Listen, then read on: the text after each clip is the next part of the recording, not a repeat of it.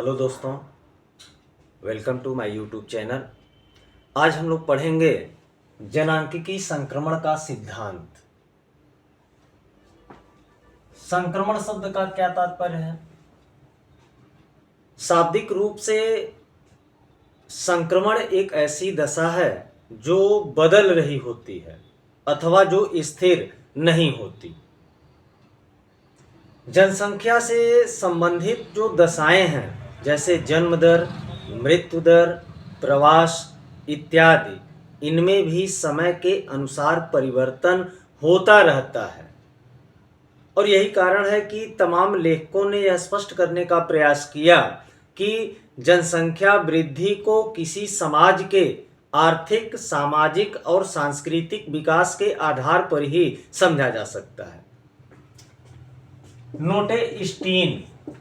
नोटे-स्टीन को जनांकिकी संक्रमण सिद्धांत का जन्मदाता या जनक माना जाता है। जनांकिकी संक्रमण का जो सिद्धांत है, उसके अनुसार जनसंख्या वृद्धि के 3 चरण होते हैं। पहला जो चरण है, इसमें जन्म दर और मृत्यु दर दोनों क्या हैं? अधिक होते हैं।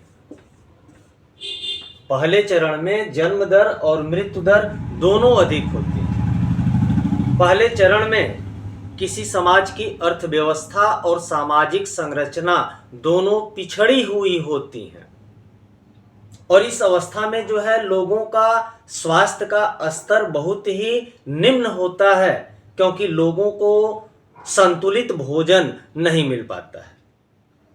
और पहले चरण में ही समाज में निरक्षरता भी अधिक होती है, और लोग इसी कारण बच्चों के पालन पोषण पर व्यय या खर्चा कम करते हैं। पहले स्टेज में ही कम आयु में विवाह हो जाता है, या आप कह सकते हैं कि बाल विवाह की प्रथा देखने को मिलती है। तो कम आयु में विवाह हो जाता है, इसलिए लोगों को बच्चों को जन्म देने के लिए अधिक समय मिल जाता है। तो पहले चरण में जन्म दर और मृत्यु दर दोनों अधिक होती है, लेकिन जनसंख्या में वृद्धि नहीं हो पाती है। जो दूसरा चरण है, दूसरे चरण में जन्म दर अधिक होता है और मृत्यु दर कम हो जाती है।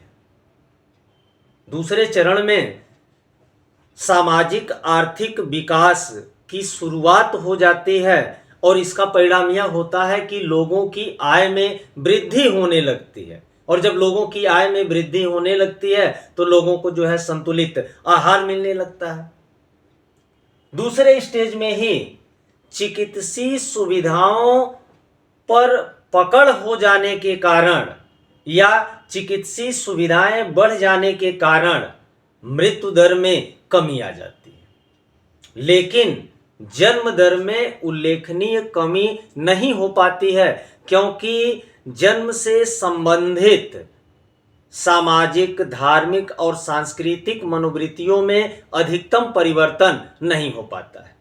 आप देख सकते हैं कि पहले स्टेज में मृत्यु दर भी अधिक थी, क्योंकि मेडिकल साइंस पर पकड़ यहाँ पर नहीं थी। लेकिन जो दूसरा स्टेज है, दूसरे स्टेज में जो है मेडिकल साइंस पे पकड़ अधिक हो जाती है, तो मृत्यु दर में कमी हो जाती है, लेकिन जन्म दर में अधिकता होती है। तो जन्म दर अधिक होती है और मृत्यु दर कम हो जाती है दूसरे स्टेज में, और इसका परिणाम यह होता है कि जनसंख्या में तेजी के साथ वृद्धि होने लगती है, और यही स्थिति जनसंख्या विस्फोट की स्थिति होती है।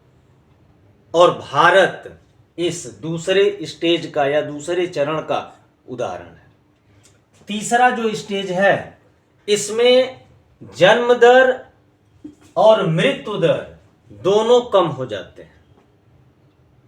तीसरे स्टेज में किसी समाज का आर्थिक और सामाजिक विकास उच्च स्तर पर पहुंच जाता है।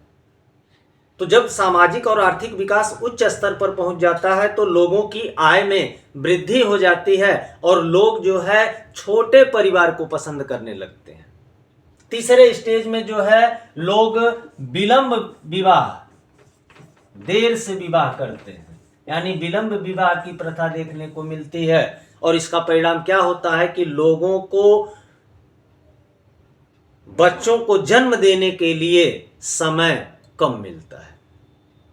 महिलाएं भी बच्चों के पालन पोषण के लिए तैयार नहीं होती हैं और विभिन्न प्रकार की सामाजिक सुरक्षाएं बढ़ जाने के कारण लोग वृद्धावस्था में संतान की आवश्यकता महसूस नहीं करते हैं।